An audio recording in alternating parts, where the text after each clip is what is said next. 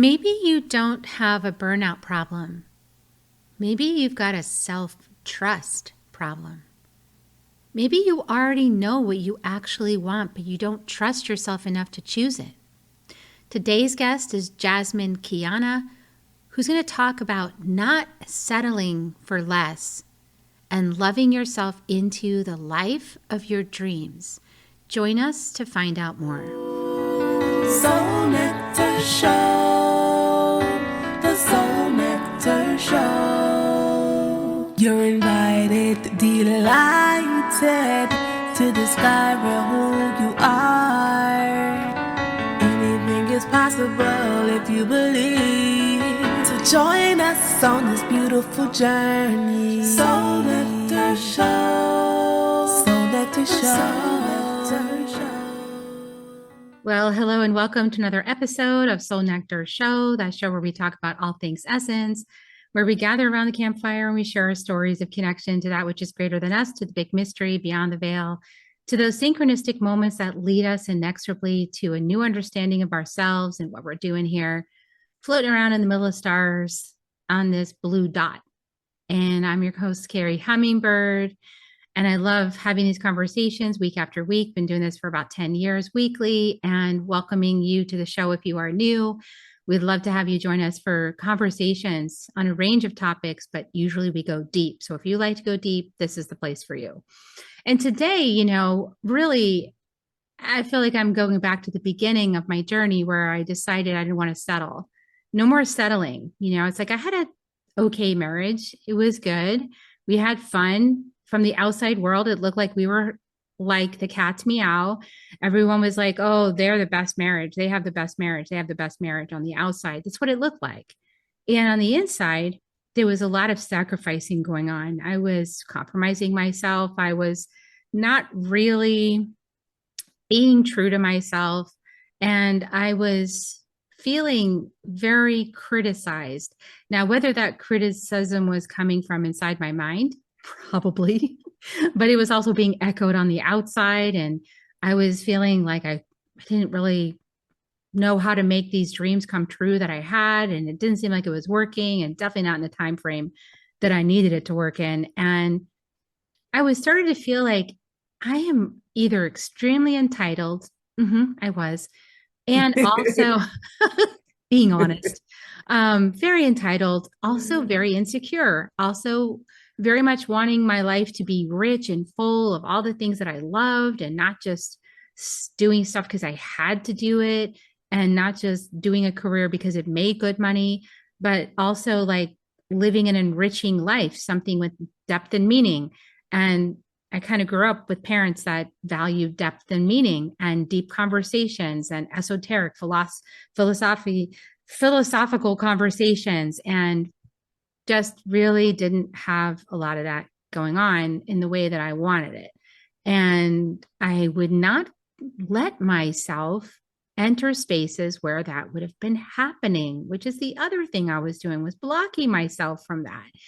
And so I was kind of living the picture perfect life, but not really fulfilled on the inside, and suppressing myself, and suppressing myself, and trying to make it work. And eventually, of course, that all exploded in quite the tornado that is described in my first book, Awakening to Me, One Woman's Journey to Self-Love, in which I decided no more settling. Not going to settle anymore. I'm going to go after the life of my dreams, and I'm just going to do it, even if it sounds crazy. And everyone around me was telling me, you're crazy. That's a perfectly good marriage. And I'm sure it was. And there was something calling me forward. There was something calling me into a whole new existence. And so I had to honor that. And so if you're resonating with this conversation, if you're standing in a moment like that right now, this is the perfect conversation for you. So welcome to the show. And so we have Jasmyn Quianna with us. Welcome, Jasmyn. Thank you. Thank you, Kerri, for having me. Yeah, I just love this. Jasmyn is the author of Falling Madly in Self-Love and founder of the Absolute Self-Love Movement, a former oncology clinical research leader. Sounds like very successful, you guys, right? Like, oncology clinical research leader. She now she now helps high achieving women who feel stuck and burned out realize that they don't have a burnout problem. They have a self-trust problem. They already know what they want, but don't trust themselves enough to choose it. And so through her work, she helps them to stop overthinking it, second guessing it, finally act on what they know is right so they can build a life that actually feels as good as it looks. And so, yeah, I'm so glad to have this conversation with you. I just, like I said, I have been on this road and doing all the things picture perfect on the outside, right? But then like showing up like, why is this not fulfilling me? Right. Like Right. age old story. So tell us about your journey. Like, how did you finally realize what you were doing to yourself? So it's funny when you were sharing your side of it, it's like so similar. Of course, some details are different, but overall it's the same thing, right? It looks good on the outside. We took all the steps to get there. We built what we thought was success or what we were told it was anyways. And then we get there and then it's like something else is calling you for something more. And it's challenging at first, especially for me because of how I was raised, Southern Baptist, Christian Baptist, pretty strict background, conservative, traditional kind of, family environment, things like that. And so you follow the traditional path of what the American dream is supposed to look like, going to college, going to school, checking all the boxes. Even though neither one of my parents have, graduated from college or anything like that, it's like that's what they were told. So then they're telling it to their kids, and I did all the things to the T. I follow what they tell you to follow and got the multiple degrees and climbed the corporate ladder and did all the things. And I felt miserable once I got there. Um, and so things started to fall apart. I say fall apart, but hindsight, I could see how there were so many flags that were raised long before I got to the crumbling phase. I just kept ignoring them. But if I'm honest with myself, my soul had been yelling at me for years. I just ignored it. Probably from the time, well, even going into college, like I knew that I was supposed to do something with healing people and something along those lines. I always, even as a kid, apparently I don't even have any memory of this, but apparently I wrote this little book when I was a kid and I put in about the author section as a kid. I was 9 or 10, I think I said in there. And basically, I said that I wanted to be a brain and a heart surgeon. So it's like I knew in my heart that this was something that I was supposed to be doing all along. So I went like the traditional medical path. Like I thought I was going to be a doctor first, then moved over to scientist, then moved over to the clinical research space. And like you said, the cancer trials, because I just knew I was supposed to do something with healing. But I guess because I was, how I was raised, the environment I was in, I had no words or context to articulate that I was going to be an energy healer and a light worker. That was like not even a possibility. Not Right? even But a thing, right? In that not world. even a thing, not even an option. So I had no idea that that's where that crazy journey and path was taking me, but that's where I'm at now. Not like you mentioned, I wrote this book and that kind of like was the catalyst to put me on the path to say it's bigger than just writing this book and being an author and coaching people. It's like literally a whole movement and you're a light worker and an energy healer and all these things that I just would have probably even maybe just a few years ago thought was crazy and definitely not for me. And I had gone to different types of energy healers. Um, I would say probably the first one I think was like in 2022, 2023, and they told me that I was a healer. One said I had a past life with a shaman. One said I had a long ancestral line of healing, and I just thought it was crazy. And I just went to different ones. Like, oh, that one didn't know. She didn't know what she was talking about. I gotta find the one that knows what they're talking about, right? But no, this was it. And so it was a lot of push and pull resisting because I'm coming from this science world, this traditional background, and here I am being called to write this book on self-love when I'm just trying not to hate myself in my life. And then on top of that, energy healing, it just felt so wrong to follow this path and say yes to it. At the same time, when I say it felt so wrong on the outside, externally what I knew and what I was taught, but yet on the inside, from a heart and a gut feeling, it felt like home, if that makes sense. And so because my soul had gotten so burned out and so tired and fed up with the other way, and I had literally started to break down physically, mentally, emotionally, spiritually, I said, well, what do I have to lose at that point? Like my soul was screaming. So I went all in. I wrote the book and I did the thing and now we're here. It's kind of like the choiceless choice, when you finally get to that Right. rock bottom space where I don't even want to be here anymore. This is not fun. This is not what I signed up for. Exactly. And how do you even know what you signed up for? There's just some part of you deep inside that just knows, like, this is not what I signed up for, to sit in this office under these fluorescent lights, going to these Right. meetings that are super stressful. And for something that I don't entirely believe in, like, does it help? Maybe. But do I care? No, I'm not really lit up. I'm doing it for the money, right? Like, I was doing mine for them. I was in high tech. So I was, and I was actually ironically working for this company that was creating surveillance software and is probably the same software being used on the backbone for a lot of this stuff going on and this big brother stuff happening. It's so Mm. interesting. I was documenting it right at the developer level. And anyway, I mean, I think there's a purpose to all that. Like, I feel like we have those experiences because we are collecting information that later will become super helpful. Like, I know I was Right. a technical writer. I was looking at code. So I was translating, pro, you know, deep programmer speak into like app developer speak so that they could understand how to work with this stuff. And then I was working with translating app developer stuff into like end user like words. Oh, So I was wow. doing a lot of like full spectrum documentation, like how do you explain all of this stuff to the next level of abstraction that doesn't understand the nitty gritty details and the foundation.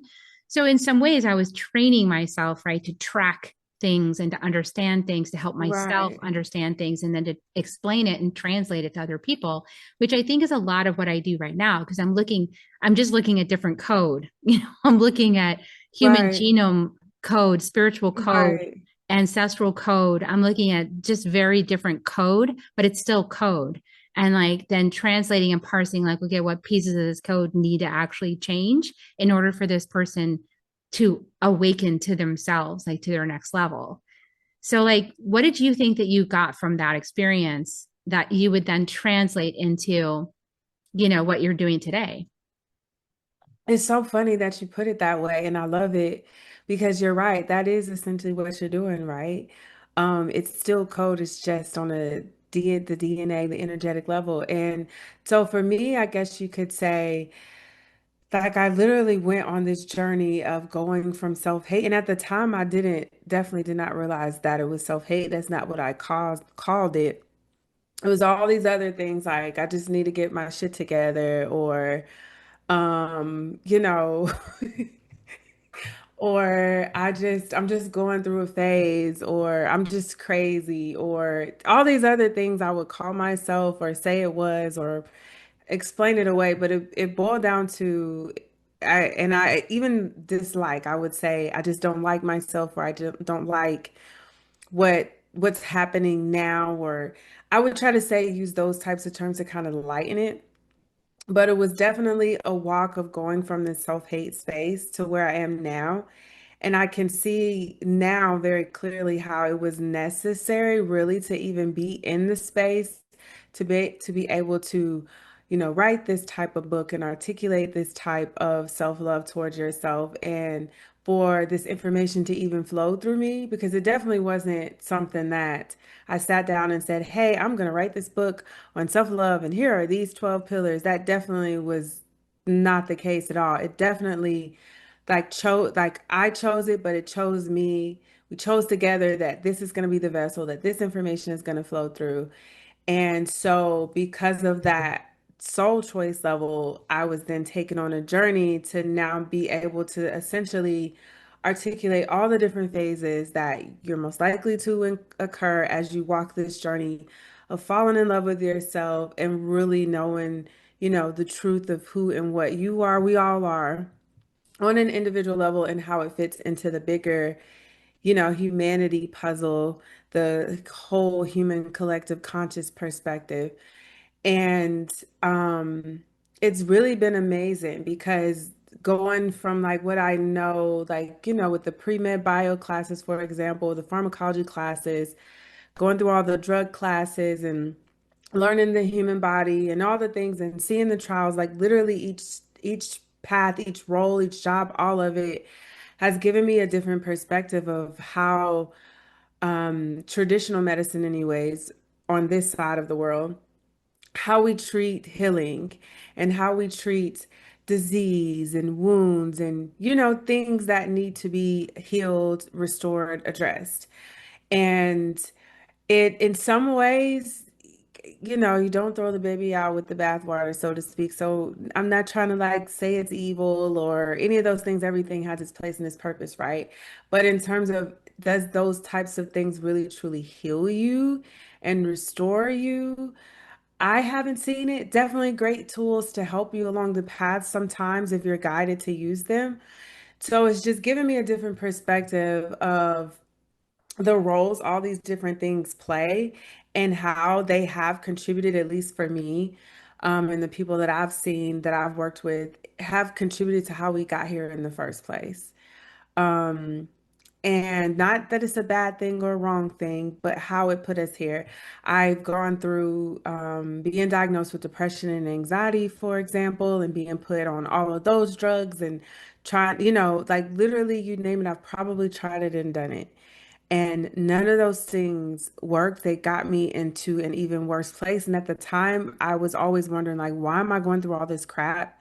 Like, I've been involuntarily committed and I've gotten a DUI and I've gone through in addictive phases. And it's like, why am I going through all of these things?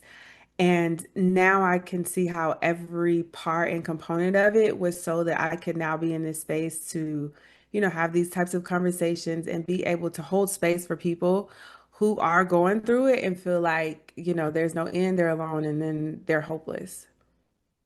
Yeah, it's really important to have people that have lived and walked it, right? Who have walked the path and who are, as my cat is joining us. Hello, Sensei. Um, Oh, he's been joining the broadcast lately.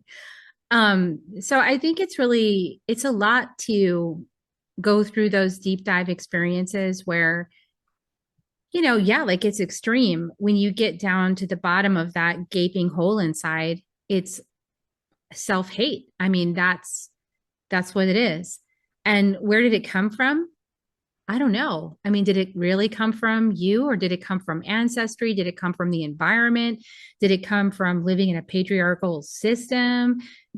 That's also white supremacist? There's like a lot of reasons, like all the ancestral stuff that's in the land that has not been healed yet, that is right, still actively operating, spirits that didn't cross over, that are causing mischief. I mean, there's a lot to talk about, as to why someone would be feeling some self hate. And I right, definitely think some of those drugs, it's like, I feel like they're trying to help, and I think people involved in those, pharmaceutical industries. I had a couple of clients who were high up in those kind of industries, and they really feel like they're, helping people. Like that's their whole thing, is like they're making a revolutionary impact, and supporting people through these diseases and all these kinds of things. But is it all bad? No. But is it all the solution? No. Because if we actually stopped and looked more deeply under the surface of the symptoms, we would start finding the roots of why it is that thing's there in the first place. exactly, And the roots of why it's there in the first place could be 7 generations ago. right, Like it might not even be right now. So exactly. Yeah. And no drug is gonna No pill is gonna hit 7 generations ago, right? No, it's just going to make you feel better for a little while or help you cope. But like, but we're talking about not settling, you know? So like when you decide I'm done with coping, coping isn't working for me. Like, I mean, coping for me looked like taking those not feeling pills for the, you know, the depression and the anxiety and the diagnosis and all that. And then basically drinking some wine. Pretty much, right? That was me Right? I too. mean, like a whole bottle of wine doesn't really touch it. So I got to crack bottle number two, Right. smoking some pot, you know. That was me. I mean, that's coping. That, and I don't want to diss anybody who's doing that right now because I totally get it that that feels Me like too. this is the only thing that gets me through right now. So don't take it away. Like I need this.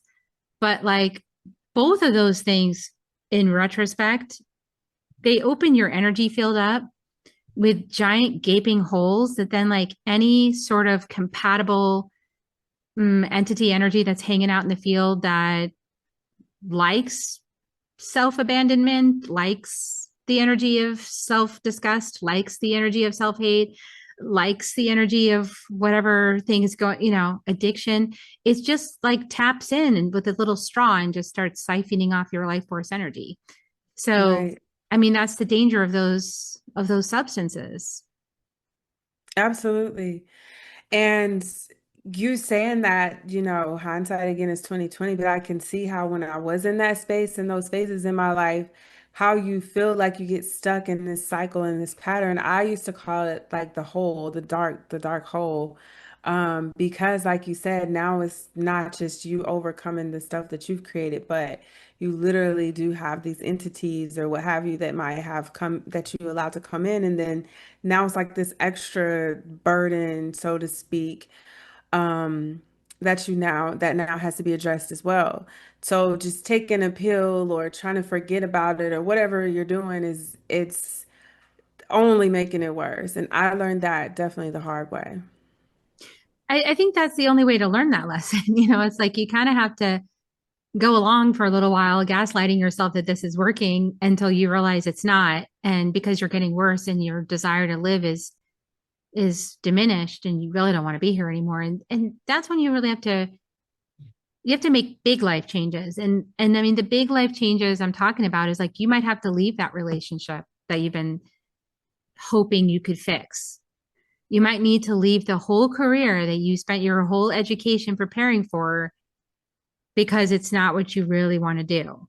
You might have to make big changes that look like failure in order to start finding yourself again. And and then when you start to find yourself again, and especially through like shamanic healing or through energy healing, like you're talking about, what happens is like that gaping hole of hunger inside of you that can never be filled, it starts to be filled because your soul starts to come Mm, online and say, finally, you're listening to me and you're following along with what I'm saying. And then you start working with your soul. And now, you know, the more you reclaim your soul, the more you're sovereign, you know, and the more sovereign you are, the more your energy elevates. And the more your energy elevates, you kind of elevate yourself right out of alignment with those darker energy entities. right, So like you've got to lift yourself to get away from them, so to speak, you know. right. There's no other way but the inner work. Like that's literally the only way to change That's it. it. That's literally it. You have to shine the light on the dark. That's the only way. And I remember at one point, I guess I felt like I had given up because I just felt like it was too hard to climb out the hole. Going back to our topic of settling. And so it was a space where a part of me, I just felt like I wanted to settle. And I can truly feel for people who get in a space and have absolutely no hope because that's really, I feel like, at least from what I've seen so far, like that one determining factor between the people who really just say F it and they're done versus the people who didn't quite get there. It's like that little last bit of hope.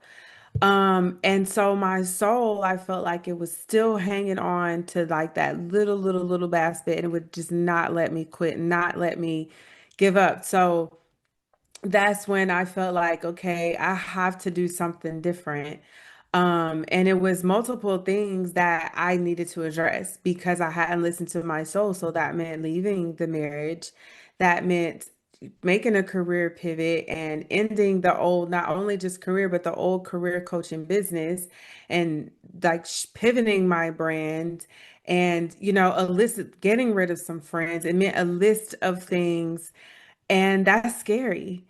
And it is uh, tiring, a little bit exhausting because it's like, okay, now you realize you have to take different actions and steps, and all the things come up, and you feel like your world is falling apart, and you might, want to just go back to the old. It's not even worth it to change, right?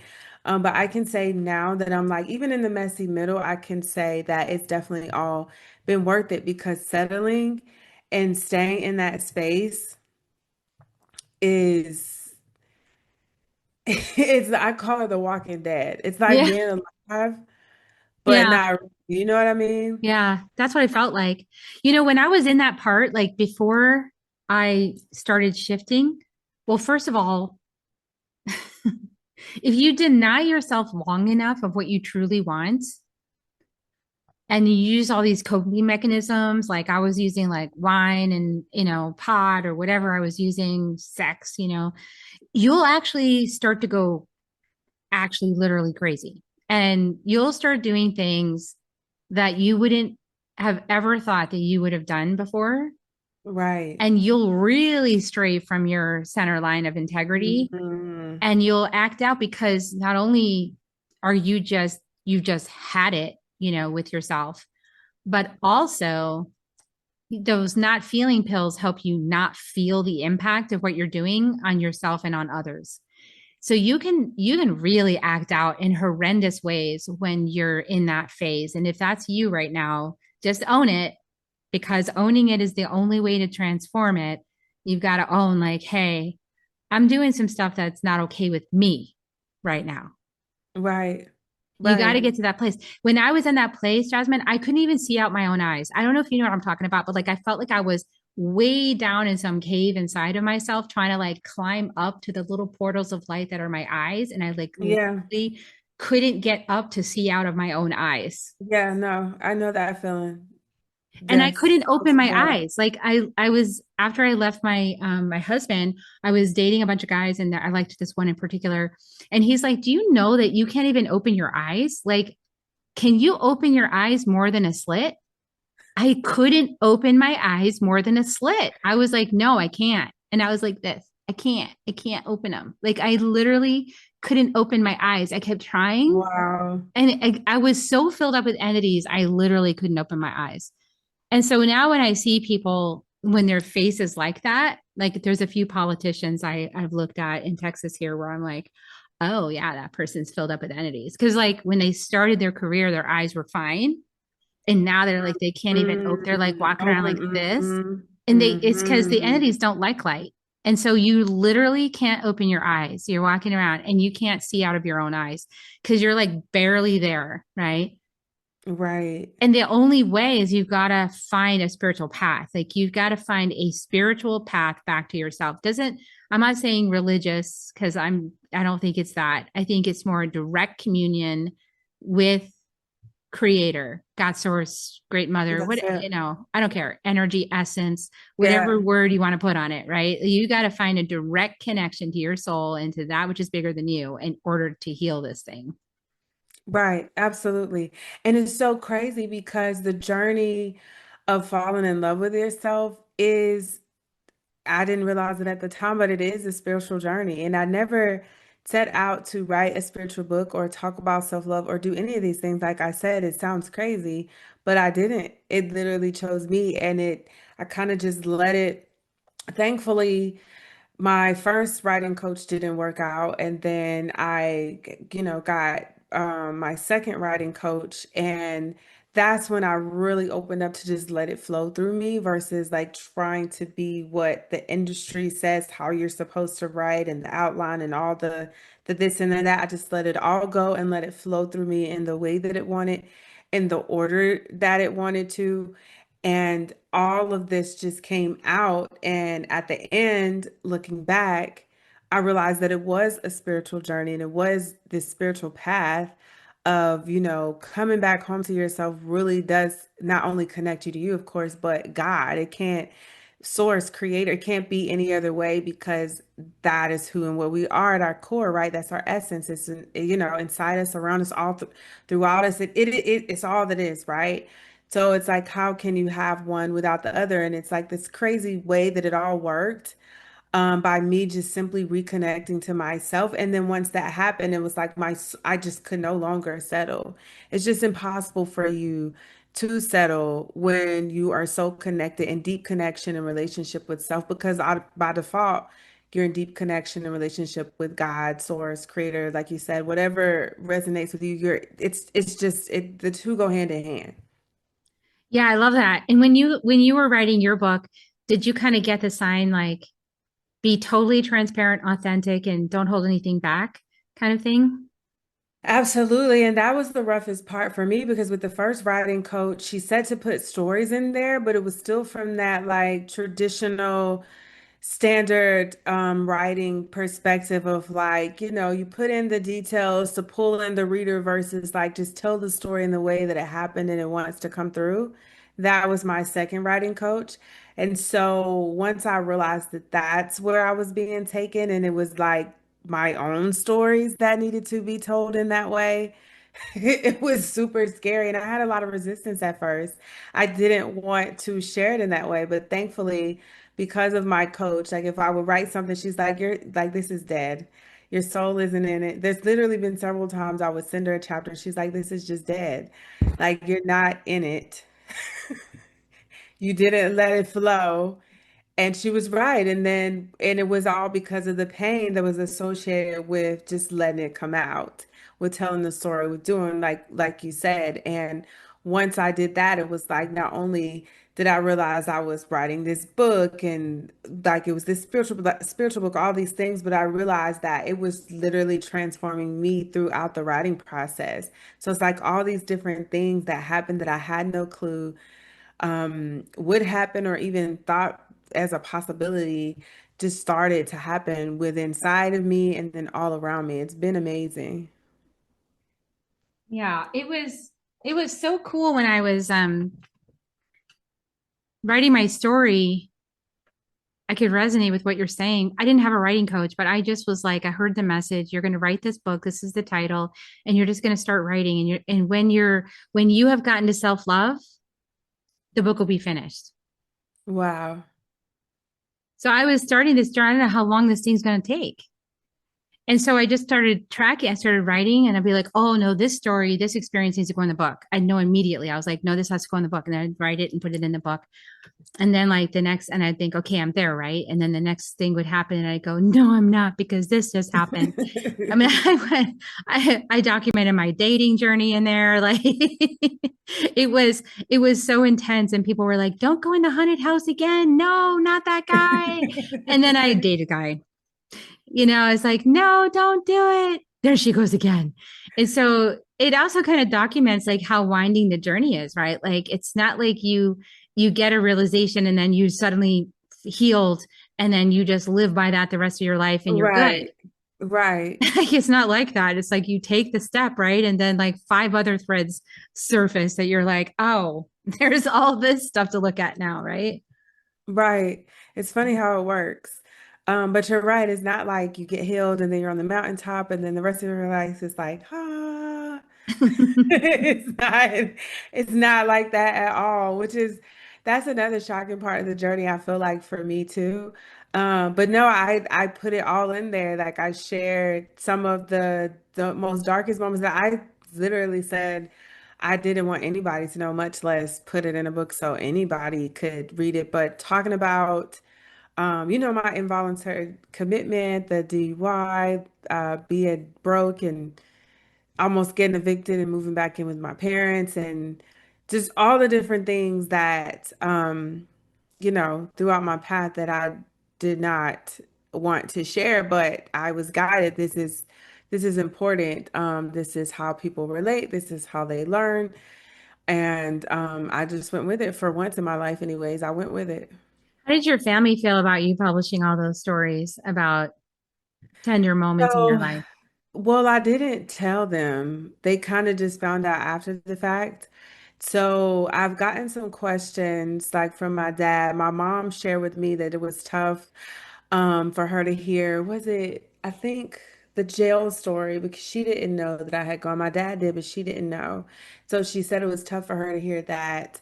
Um, and some of the other challenges and stuff that I've gone through because she didn't know all the details and she feels bad because, she wasn't there to be able to support me and all these different things. But, I guess she feels like it happened the way it was supposed to, evidently.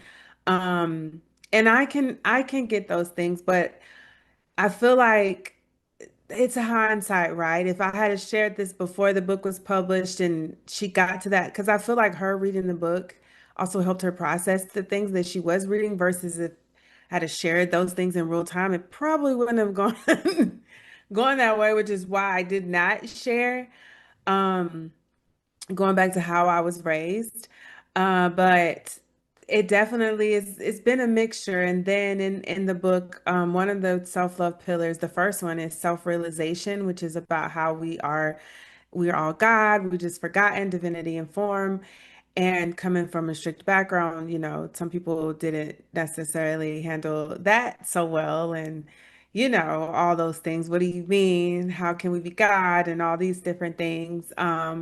And then also in there, I talk about becoming an energy healer and quantum light worker and how that's very scary just because, people will think you're the crazy weird lady. And especially coming from the science world and that background. And so I've gotten that backlash and what does this mean? And do you still believe in God? And, all those questions. But, and before they really did I felt like it blocked me and kind of delayed me getting the book published on an energetic level anyways, because there was that subconscious fear and those thoughts I really had to work through. Not really from strangers, but more so my family, from the judgment, the criticism, potential rejection. And now I'm just like, whatever. Like, this is the truth. This is my truth. This is that truth. Like, I'm not here to convince anybody. I'm just here to kind of support those that are ready to say yes and choose the path. And it is what it is. Yeah, I love that. And I feel like a lot of us are being called up to that experience in many different ways right now. And having the experience of like seeing something that's having a different understanding than what your family taught you, and then having that awakening to like a different way to perceive things and wanting to follow what's true in your heart and your mind and your body over like what your family thinks or what your friends think or your work environment thinks or the culture thinks. And it's that following of that truth that you find inside of yourself that is the journey. That's the journey that you're Hmm. here to embody your sovereignty as a conscious being and a conscious human. So like you're going to have to face those difficult things, and it really challenges and provokes those archaic parts of our brain which have been very, very programmed ancestrally for thousands of years to not go against the tribe. Because if you do, you could be outcast and left to starve, and food for the wolves Right. kind of thing, versus like, but we're in this place now where it's imperative that we step forward and we have to embody our truth. There is no other way to, because otherwise you just won't want to be here. I mean, there's like you either walk the path and embody your truth, or you'll get more and more and more depressed and not want to be here. That's kind of like what I see happening. And the people that Hmm. are resisting it are coming to some brick walls. And that's intentional, right? Because and it's not a punishment. It's actually like a An an alarm. alarm clock. Yeah, thanks. Hmm. To help you wake up to the fact that you've been living by somebody else's ideas or a whole matrix that is now dying, like the Right. dinosaurs. Like it is patriarchy dinosaur is croaking. And trying his best to hang on. It is stomping around trying to hang on. And I think the pathway forward through all of these challenges we experience, whether it's racism, whether it's sexism, what misogyny, religious hate. I mean, just like you name it, poverty, every single one of these challenges is in some way, shape, or form calling you up to claim your sovereignty from what has been before. And so that, Absolutely. right? So that you can be in your truth. Absolutely. Absolutely. And I feel like it ties back to settling ultimately because we have been, like you said, so conditioned and programmed that this is the way, like we're settling. And a lot of people, I feel like more people know it than they want to admit anyways. Like, kind of, it's like, yes, there are truly some unconscious people who are literally just totally clueless, right? But I feel like there's definitely still a lot more people who know it. They just kind of pretend that they don't because, once you know it and you admit it, you can't unsee what you saw. So it's like you still kind of like pretend to be in that space. And I feel like, I don't know, it seems to be a shift happening where a lot more people, like you said, seem to be kind of waking up. Yeah, and they're having challenges like the ones you and I have described with our family. It's just happening in a different way. It's like, I can't go to this church anymore because they support this hatred. Right, And I see it now and I can't unsee that. So I can't keep right. going there. Or I can't talk to my parents about this because I I disagree vehemently in my body. Like there's a real experience, it kind of feels like when you are on this path, you're pretty down in the dumps before you start walking it. Like you've kind of gotten to the end of the rope of your previous way of living. So much so that you're kind of, like you said, in the dark hole. And then this other kind of rope appears, and you're like, well, I'm either going to just die down here or I need to climb that rope. Like there's no other way. That's the Like, way to put it. Mm-hmm. right. And so you start Mm-hmm. climbing it. And the more you climb it, the more life sort of flips from upside down world to right side up world. And then you start walking because the Right. whole world flipped. And now the darkness is like the underworld, and you're like walking on the real land finally. And you're like, wait a second, this was heaven the whole time. What are you talking about? Oh my gosh. Right? It's weird how it just subtly flips.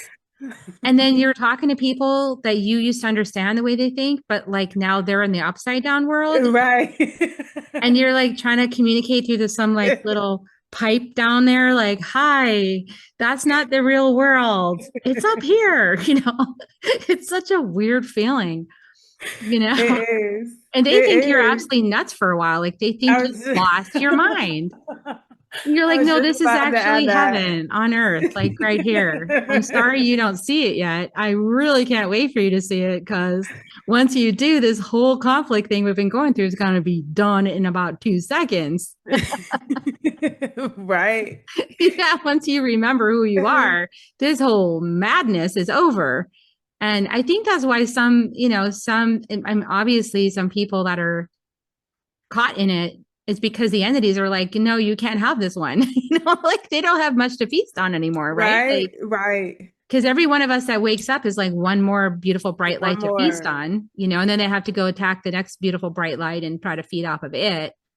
So it's like moths to a flame, So you don't want to be the last person standing. I just want to say this, not to put fear out there, but it's like, you really don't want to be the last one standing because then all the entities are going to be like on you.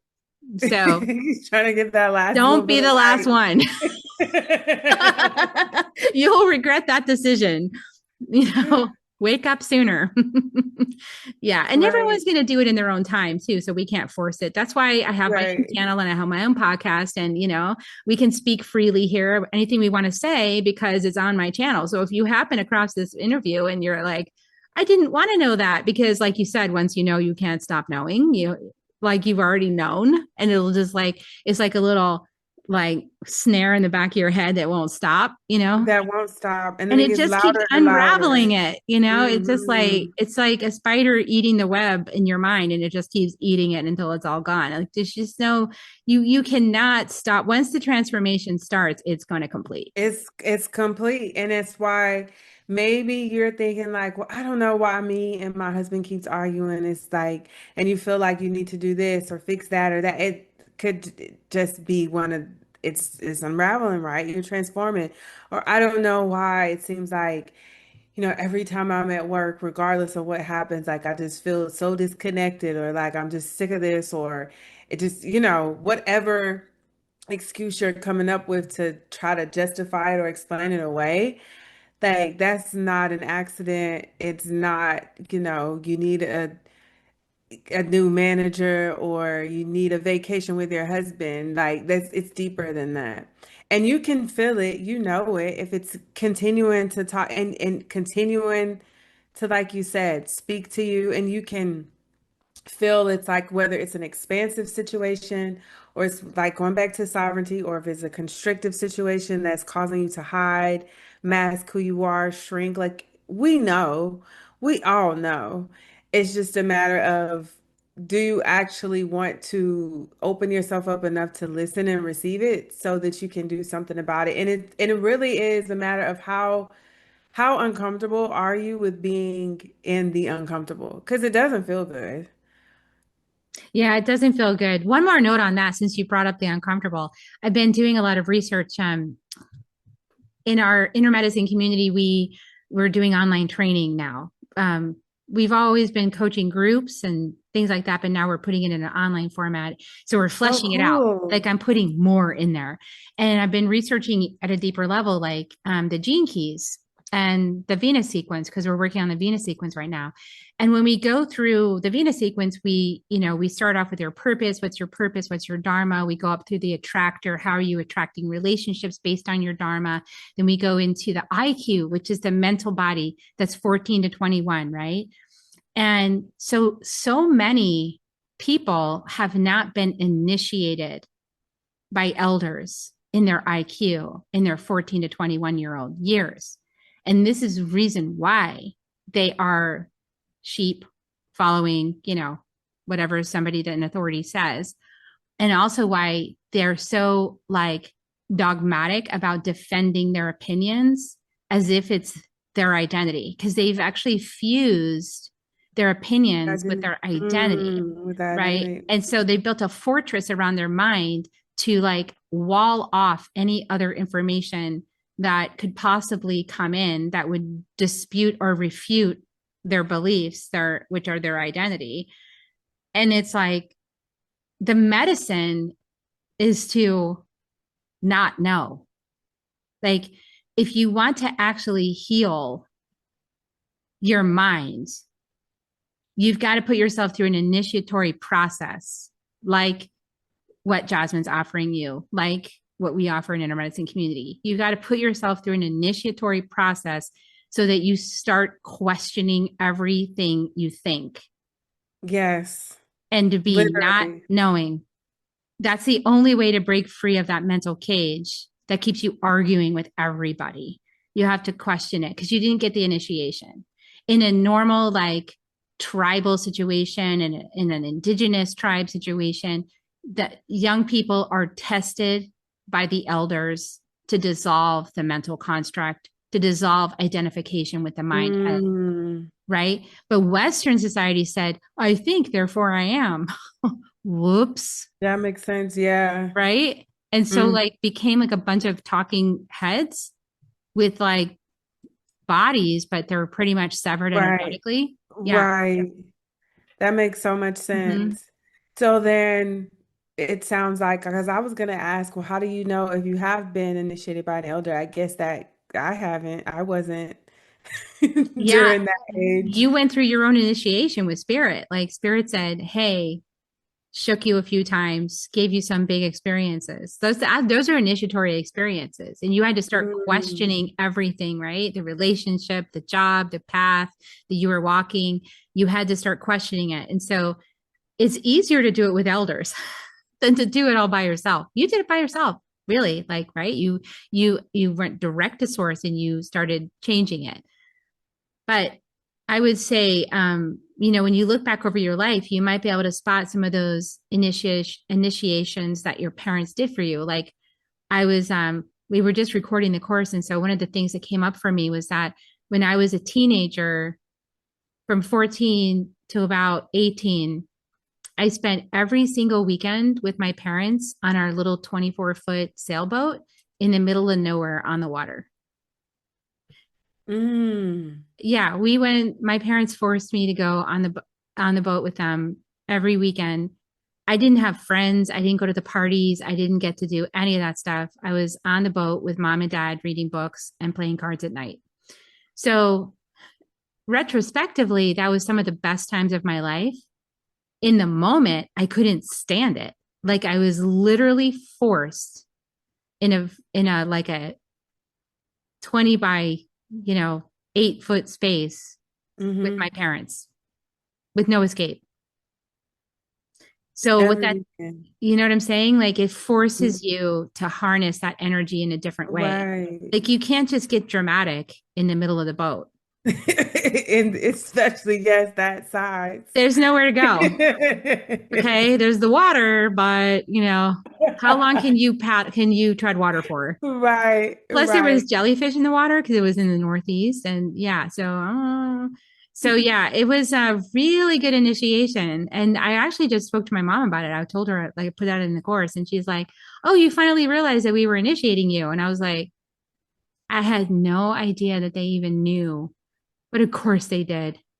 So there's some That's so things that your funny. parents might have done, right? Like if you look back over it, you can see they might have tempered some of this egoic identification.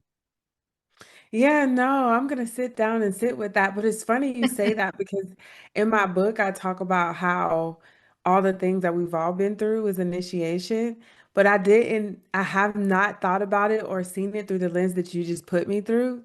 So it's so funny because it's in there in my book, but you just gave me like a whole new perspective and a whole new meaning. Yeah. You know what I'm saying? Of Yeah. like what initiation truly actually means. Because I think the first time I brought it into the book was when I was moving back in with my parents and I was like broke. I had the multiple degrees, but I was broke and in debt and the student loans and pregnant and on welfare and all the things. That was the first kind of initiation process that I went through.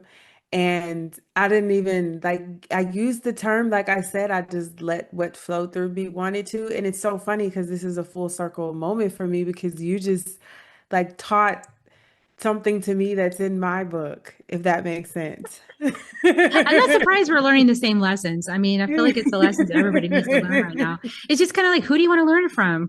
That's all it is. Right. Yeah, no, it's beautiful. So I know that you're also offering a free chapter from your book. Do you want to tell us more about that chapter and like what's in it? Yeah, so what we just talked about, it's so Ah, funny. Actually, in that my initiation, it's how we fell out of love with ourselves in the first place. That's the name of the chapter. How we feel out of love with ourselves. And it talks about literally what I just explained. It shares that story and how I got to this, this space of being essentially broke, busted, and disgusted. Like there has to be more to life than this. I know that God didn't put us here to suffer. And especially coming from this super religious background, I just knew that even though it was considered a sin and blasphemous, and you're going to hear all these things to ask these questions, I just knew, like you said, you have to literally get comfortable with questioning every single thing. And when I say everything, I mean everything. Every thought that you thought was you, that you have now associated with like your personality or this is just who I am. Is it really? Like you literally have to question everything. And this chapter talks about how we got to this space that a lot of us didn't even know that we were even in, and then the foundation of it all. And it literally changed the way I look at everything that I've gone through because it's all been a part of the plan and the journey of going from forgetting to remembering and coming home to yourself. I So love it's that. very interesting. Yeah. And that's free. So that's we're going to put the link in the show notes so you can go down to the link and grab that free book chapter from Yeah. Jasmyn. And it Yeah. sounds like just so powerful. I know that you're gonna talk about all these things we've been talking about in the book, and then you do a lot of work with helping high achieving people, right? You did all the things, you went after it, you thought that you were going to get some feeling of a inner delight, maybe joy, and it's not there. So don't settle for less than that. Don't settle for like just the next vacation or just the next piece of Raise. jewelry, Yeah. whatever. So what, you can buy a bunch of stuff. It doesn't mean anything. You can't take it with you. All you can take with Right. you is your soul and yourself and Right. your lesson. Right. Right. Awesome. Right.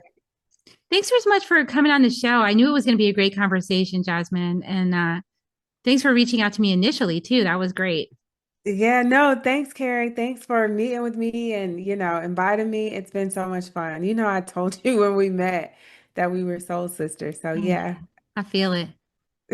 So, you guys, please like, subscribe to the podcast and also to Jasmyn's stuff, and follow her. Go get the free chapter from the book, and then you can also go up on, I think, Amazon. Yeah, Amazon, and you can order it just directly. Falling Madly in Self Love, and it's Jasmyn Quianna. And so check that out. Get her book. Leave a nice review. Reviews help it, you guys. Like, leave reviews, please. Leave reviews for the podcast, leave reviews for her book. It really helps us when there's reviews, because the search engines like that, and then more people can find it. So is Yeah. there any last thing you want to share before we wrap up the call? I would say that bringing it back full circle into the settling, since that's our topic, I would say that you were born for more than, if you're listening to this and you feel even an inkling of like, are they talking about me? Yes, we're talking about you. Or You. else you or else you wouldn't have even had the thought and you wouldn't even be listening. So if you even feel like an inkling, like I said, you were born for more than this. You were created for more than this, and it is your God-given divine birthright to live and have more than just the settling version of life. Life was meant to feel just as magical as it looks on the outside. So don't settle. Life is too short and too precious. Yes, we have multiple lives, but each life is just as super special and important as the last one. And we want to take advantage of all of them. As ultimately, it's still like, if we don't complete a phase in this cycle, we're going to repeat it again. Do you want to repeat it again in another life? That's something that used to always get to me. I'm like, I don't like repeating it now. I definitely don't want to come back and repeat the same again. So, don't settle. Don't settle. It's not worth it. And on top of that, the magic that you get to experience on the other side, that is definitely, definitely worth it. It sure is a whole new life. Did I ever think I was going to be a medicine woman? I had no clue about that. I knew I liked art, but that's it. I never knew. I didn't even know what a shaman was. And, and then all of a sudden I found some and I was like, these are amazing people. I really like these people. I want to do what they Right. do. So, yeah, I had no clue this was going to be my life, and it's pretty magical. So, your life is going to be magical too the moment you decide to stop settling and stop keeping your eyes closed. Yes. Open your eyes. Open your eyes as Open big your as you eyes. can and let it all Yeah. in, and you'll experience the magic that Jasmyn and I have been experiencing. And the magic includes the mud, because without the mud there ain't no lotus. Ain't none. That's Yep. why you have a good friend like Jasmyn to guide you through it, because some of it is rough, but it's worth the journey. And it would have been more rough if you stayed. So either way, it's going to be rough. So how do you want to do it? I say go for it. Right. Take the journey. Right. All right. So thanks for being on the show. You guys know I'm about to give you kisses. Please like, subscribe, share this episode out with anybody that you think could use it today, and especially Jasmyn's message. And then here come your kisses. You can join me, Jasmyn, if you want to give some Reiki kisses. Here they come, everybody. Thanks for staying and listening to the very, very end.